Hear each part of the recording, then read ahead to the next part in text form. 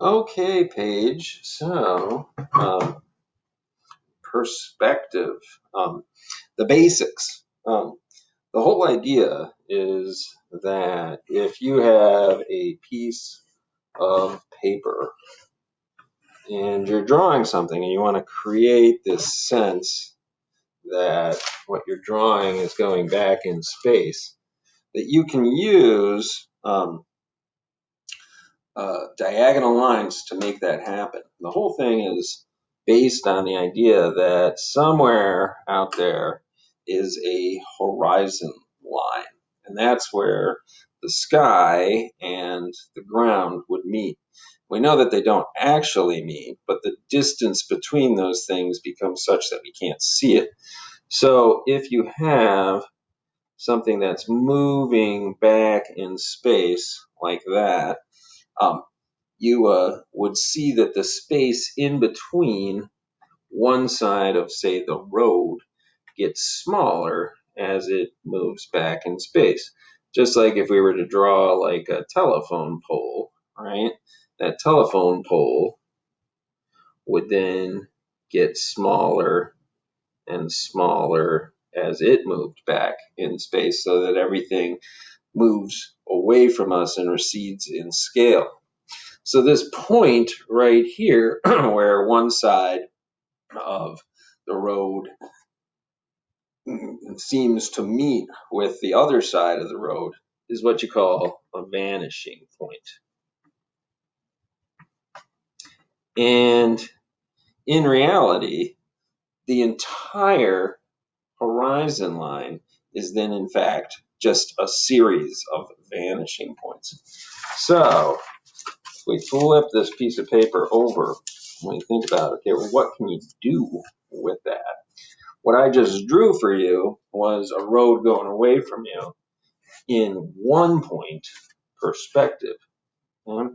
However, things can move away from us in more than one direction. So if I'm practicing a perspective drawing, one thing that I can do is establish that horizon line and then say that somewhere on this side, there's one vanishing point, and then on the other side is yet another vanishing point.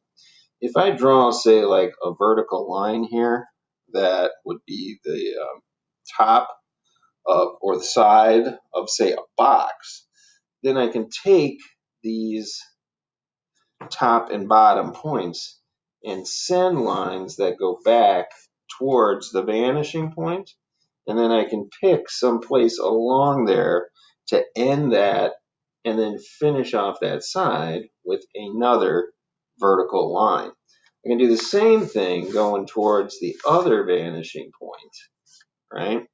And this is where people would, in the old days, get out like a ruler and connect them so that it's real precise, right? But it can be sketchy too. It doesn't have to be uh, done with super straight lines. But again, I could then come in and say that those are the endpoints for that side of the box. So you can see that this shape and this shape look a little bit funny, by comparison to if we were to draw them without any perspective, where the distance between the top and the bottom of the box would be the same back here as here. But because we're using perspective, it gets smaller. Then to finish off the box, I could take this point and this point and send them in opposite directions until they meet. And now I've got the top of that box in there as well. If I want it to look like it's open, I could put another vertical line in there. And then I could start thinking about something like a light source. And that light travels in straight lines. So this side would be dark. And I could go in, hatch and cross hatch, and really build that up. The inside would be just the opposite. And then I could play around with a little bit of shading here and there.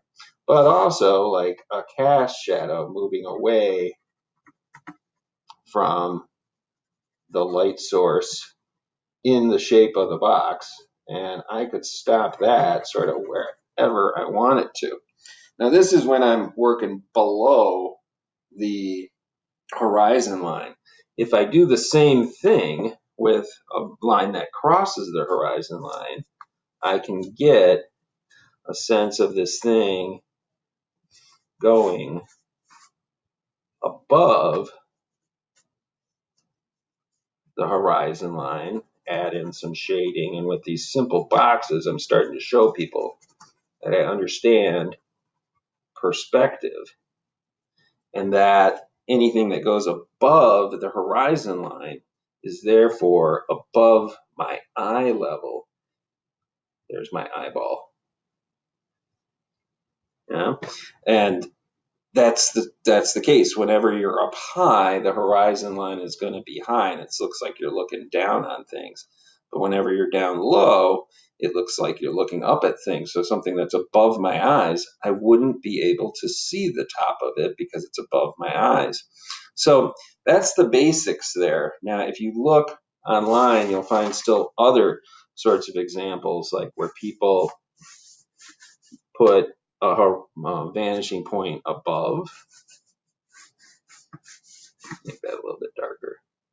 And then 2, and this is 3-point perspective, right? So now instead of my vertical lines going straight up and down, they go towards that vanishing point that's in the sky, right? Because I'm looking up at something. And then if I pick a point on there and bring lines down to the vanishing point, now I've got something that looks like a building that I'm looking up at. Or down at, right? So then I could say, okay, I'm above this thing now.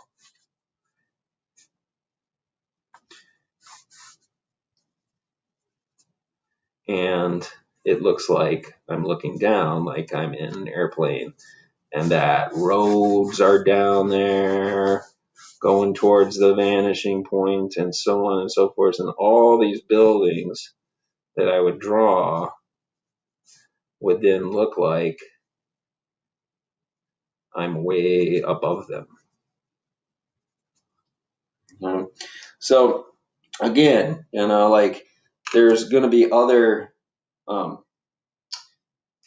that you can look at online, maybe with better lighting. But that's the basic idea, is that as things move away from you, they get smaller. So if you establish some vanishing points outside the page or even within the page, you can create this illusion of things moving away from you just with the diagonal lines that you use to do it. I can remember, story time, I can remember when I discovered perspective, and it wasn't because I was doing a drawing like this. I was drawing a bridge in my hometown, and the bridge kind of went back. There's water, right? Boy, like maybe if I just turn off this light, let's see if that's any better. Yeah, it's way better. So the bridge was going back away from me, and my tendency would be to draw the top of the bridge at that same angle. But as I was looking at it, I like held out my pencil and kind of like tried to figure out what the angle actually was by closing one eye and looking at my pencil. And I realized that that bridge, the top of that bridge was straight across, like I couldn't see down into the bridge. So to finish my drawing, right, I had to adjust the way I thought I was going to draw it so that this top line, and it really was because that was all going towards. There's some beautiful stuff on either side of the bridge, but the top of that bridge was actually going towards a vanishing point. And once I realized that it looked better when I got that top line to be a little bit flatter than the bottom of the bridge, then it was like, oh, that's perspective. So you could draw boxes to practice. Or you could draw anything that you can find that has these sort of straight edges somewhere, and try to use a vanishing point or a couple vanishing points to see how it all starts to work. And once you get it, like, then it's hard not to see it. Like, you can look at any photograph and find the diagonal lines that are heading towards vanishing points themselves. So that's just a little quick introduction. Sorry about the lighting, but hopefully that gives you some idea about how you could start practicing perspective yourself. Bye.